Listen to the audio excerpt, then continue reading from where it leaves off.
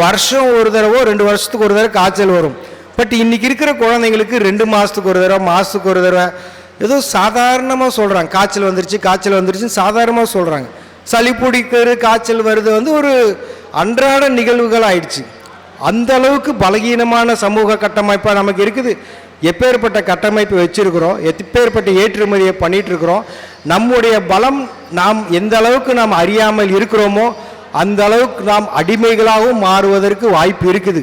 அதை புரிஞ்சுக்கிட்டு இந்த காய்கறியாக இருந்தாலும் சரி, விவசாயமாக இருந்தாலும் சரி, இதனுடைய தொழில்நுட்பத்தையும் அதோடைய ரகசியத்தையும் அறிஞ்சு நீங்கள் நடைமுறையில் கொண்டு வாங்க.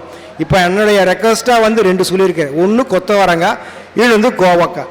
இந்த 2ஐயும் நீங்கள் செய்யாட்டியும் பரவாயில்ல, உங்கள் குழந்தைகளுக்காக கொஞ்சம் பழக்கத்தை கொடுங்க.